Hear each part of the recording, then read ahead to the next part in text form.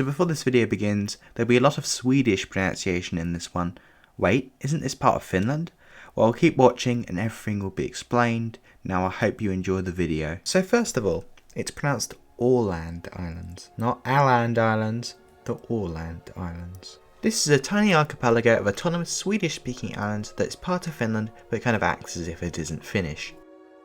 So firstly, the Åland Islands are located halfway between Sweden and Finland along the entrance to the Gulf of Bothnia and just north of the Baltic Sea. The islands are politically not Scandinavian, as on paper they are part of Finland. However, culturally most consider themselves Scandinavian due to speaking Swedish. Eckerö, Hammarland. Häta, Finström. Jomala, the capital city Mariehamn. Saltvik, Sund, Lumperland. Lämland, Vårdö. Fögle, Brände. Kumlinga, Sundtunga, and finally Shurkar. I hope I didn't mess up the names, Swedish is so hard. Now when it comes to Finland, the Åland Islands are the smallest province of Finland and the least populated with only a mere population of 29,000 people. These islands are tiny.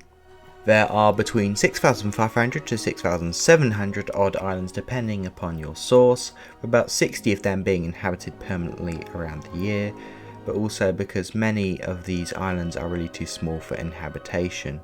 The island's capital city, as mentioned before, is Mariehamn, which is the only city in the Åland Islands. Mariehamn hosts a population of 11,000 people located on Fasta Åland. Although it is an archipelago, it does actually have a land border with Sweden. This is on Market Island, which is only really known for the weird border and the lighthouse and having no people on it. Also, it has 2 time zones. This archipelago is Finnish, yet kind of isn't in a way. Well, why? They are highly autonomous. The Ålanders speak Swedish, not Finnish, as mentioned before. They have their own postage stamps, flag, parliament, police, national airline, which I heard is gone now, license plate, national football team, and they are like their own thing within the Nordic Council. So when it comes to sites, obviously I could not cover them all like I did with the Faroe Islands video, otherwise the video would probably be the longest video on YouTube. So although it is small, at 1,580 square kilometres, the islands would be the 169th largest island if it was a country, making it bigger than Sao Tome and Principe, but just slightly smaller than Comoros. The archipelago does have a large amount of sites, such as the Kolstenholm Castle. This castle was built by Sweden around 700 odd years ago to stop attacks on the Swedish capital city of Stockholm. Today it's a really cool site. Maribad, which is like an aqua park bath type of thing, I've been told. I don't know if I'm pronouncing this correctly. Vilt Safari Carrying Sund, which is like a zoo. Shukar Church. This cool island Ledskar. The Åland Maritime Museum is also very interesting. The Åland Museum, which is a museum dedicated to the history, culture and art of the Åland Islands. And finally there is the Bormasund Fort that was under construction by the Russians when the islands were under Russian occupation, but they were destroyed during the Crimean War by French and British warships. Now, although small, the Åland Islands have plenty of wildlife. For example, there are deer, foxes, muskrat, the raccoon dog and many grey seals. And if you are lucky, you may even find the rare lynx. Most of these animals are not actually native on the islands. The most important food that I probably need to mention, though, would be, how do I pronounce this? Åland spankaka, which is like a pancake sort of thing. And also because of its proximity towards the coast, the Ålanders love to eat plenty of fish and other sea creatures. Now when it comes to drink, Ålanders generally love a good beer. The history we'll cover briefly, but Ålandic history is generally more related to Finnish rather than Swedish.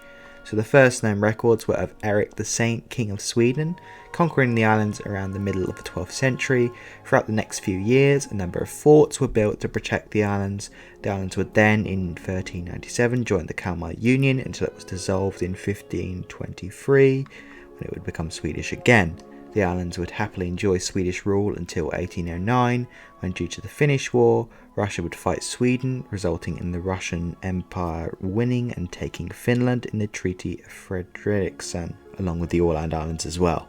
Until 1917, the Åland Islands would then be an autonomous part of the Russian Empire under the Grand Duchy of Finland. After the Russian Communist Revolution of 1917, the islands would then become Finnish. However, Sweden didn't like this and aggressively attacked Finland with a massive army.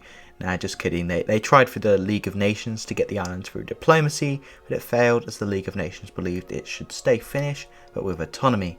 Ever since then, it has been a part of Finland. So now when it comes to money, it's not like they just accept euros and they're done with it. Some people actually unofficially accept the Swedish krona, but they do not have to. So I wouldn't count on it and say bring euros just in case you decide to go to the Åland Islands. Now, as already said, the island speaks Swedish. Apparently from what I was told was that the language is only slightly different to mainland Swedish, but it's actually more closely related to the Swedish spoken in Finland rather than Sweden itself. Now when it comes to life, most Ålanders are generally very happy and live very long with an average life expectancy of 79 years. Now when it comes to religion on the Åland Islands, most people are Protestant at about 72%. Now when it comes to the European Union, the Åland Islands are in the EU, but if you come here to stay there are many exemptions, such as you not being allowed to vote, or be elected for parliament, or start a business, or own real estate, and abstain from national service, which we'll talk about this now. To settle on the Åland Islands, you'll need the Ålandic right of domicile, which, to gain this, you'll need Finnish citizenship, live on the islands for 5 years, and speak a good amount of Swedish. So back to national service. Finland is a conscription country, so men have to serve to protect the country. In the Åland Islands though, this doesn't happen. Why? Well, because the islands are demilitarised. They do have to serve in some sort of service, so like the Coast Guard, though apparently it does depend actually. So you probably want to know, do Ålanders want to join Sweden or no? Well, unless something happens where Finland, say, removes its autonomy or something like that, most people in the Åland Islands just want to keep the status quo. However, some people actually want the Åland Islands to actually be independent from what I've been told, but as I said, most people want the status quo, though it does vary obviously depending on the person who you ask. In conclusion, this demilitarised peaceful archipelago is a true gem in the crown of Finland. It really is a beautiful set of Swedish-speaking Finnish islands in the Baltic Sea. Thanks for watching, and subscribe for more videos like these as Greenland is coming up next. I will see you then.